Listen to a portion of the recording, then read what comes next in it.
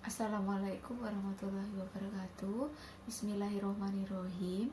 Yang terhormat Bapak Muhammad Ali selaku Menteri Luar Negeri Amerika Serikat. Yang terhormat Panitia Lomba Pidato, teman-teman yang terhormat, perempuan dan laki-laki yang berbahagia. Salam.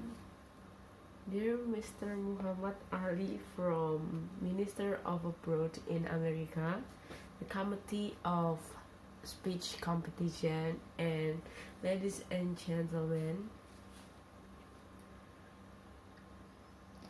Pertama-tama, marilah kita panjatkan syukur kepada Allah Subhanahu wa Ta'ala, penguasa alam semesta, yang telah memberikan kita kasih sayang dan berkah sehingga kita dapat mengikuti serta dan juga tersenyum dalam acara lomba pidato ini tanpa ada masalah dan rintangan pada tempat yang menyenangkan dan damai ini. First of all, let us give thanks to Allah Subhanahu wa Ta'ala, the rules of the universe, who has given us love and blessings so that we can participate and also smile in the speech competition without any problem and obstacle in this pleasant and comfortable place.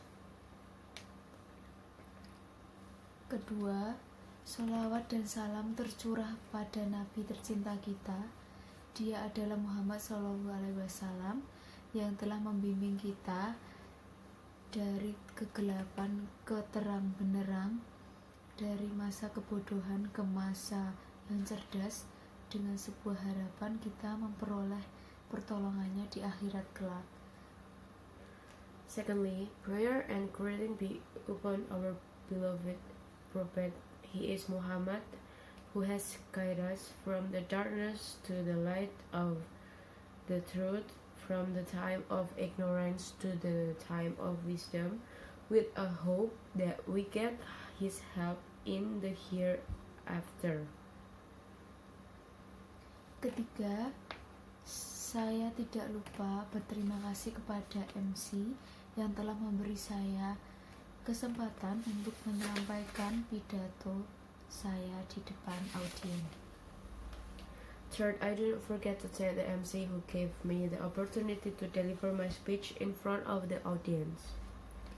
Saya akan presentasikan pidato saya dengan judul Pentingnya Bahasa Inggris di Era Global. Standing in front of you all, I will present my speech entitled The Importance of English in the Global Era. Kamu tahu kenapa kita harus belajar bahasa Inggris? Dengan menggunakan bahasa Indonesia atau bahkan Jawa, kita dapat berkomunikasi dengan orang lain. Mengapa kita harus lelah belajar bahasa Inggris yang bahasanya sulit dipelajari dan membingungkan? Tulisan dan pengucapannya berbeda. Selain itu, bahasa Inggris bukan bahasa yang melainkan gunakan untuk bertanya pada kita di akhirat nanti. Do you know why we have to learn English? By using Indonesian or even Japanese, we can communicate with other people. Why should we be tired of English, whose language is difficult to learn and confusing? The writing and pronunciation are different. In addition, English is not the language we really use to ask questions at the end of the day. Oke, saya akan memberikan sedikit penjelasan tentang ini. Sekarang kita hidup di era globalisasi. Ini adalah era di mana kita dapat berkomunikasi dengan semua orang di seluruh dunia yang mempunyai suku, budaya, dan bahasa yang berbeda. Untuk melakukan ini, kita butuh sebuah alat komunikasi dengan orang di seluruh dunia, yaitu bahasa Inggris. Okay, I will give a little explanation about this. Now we live in the era of globalization. This is an era where we can communicate with all people around the world who have different ethnicities, culture, and languages. To do this, we need a means of communication with people all over the world, namely English. Kemudian, mengapa harus bahasa Inggris, bukan bahasa Arab? Belanda atau Jawa. Bertahun-tahun yang lalu, bangsa Eropa mengalami masa yang sukses, yaitu masa Renaissance. Mereka menjelajahi dunia untuk mencari daerah baru, kemudian mereka menaklukkannya. Mereka tidak hanya menjelajah tetapi juga menyebarkan agama dan bahasa. Inggris adalah negara yang paling aktif pada masa itu. Then why should it be English, not Arabic, Dutch, or Japanese? Here is the story. Many years ago, the European nation experienced a successful period, namely the period of Renaissance. They roamed the world in search of new territories. Then they conquered. They not only colonized but also spread religion and language. Britain was the most active country at the time. Orang Inggris menguasai sebagian besar daerah di Amerika Utara yang sekarang adalah Amerika dan Kanada. Bangsa Inggris juga menguasai beberapa daerah di Asia, Australia, dan Afrika. Dari sini bahasa Inggris menyebar dan menjadi bahasa komunikasi internasional.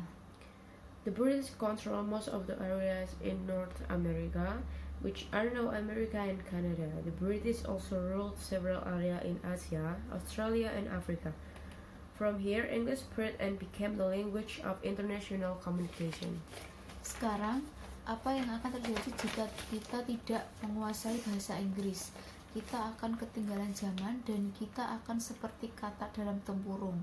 Kita akan merasa kita dapat mencapai tempat yang tinggi yang sebenarnya hanya atap dari tempurung. Kita akan mempunyai pandangan yang sempit tentang kehidupan. Kita akan menganggap dunia selebar daun kelor.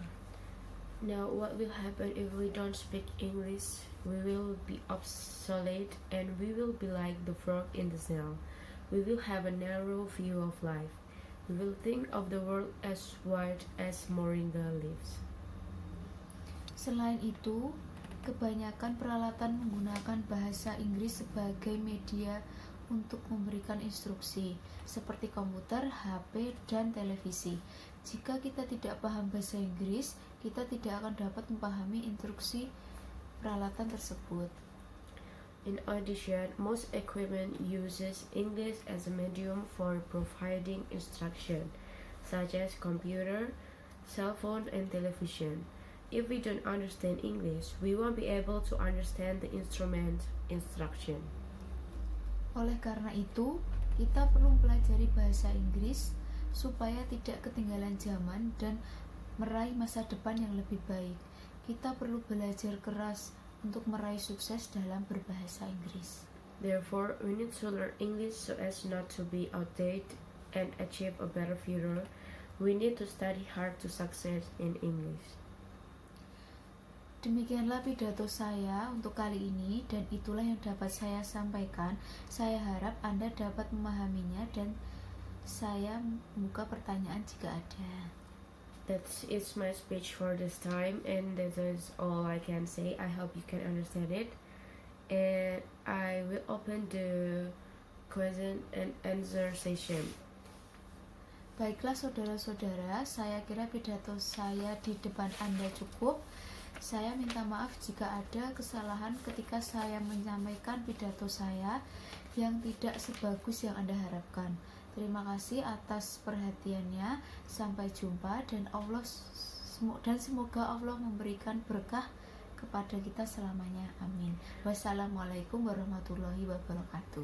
Well, brother, I think my speech in front of you is enough. I apologize if there was a mistake when I delivered my speech, which was not good as you expected. Thank you for your attention. See you and may God bless us forever.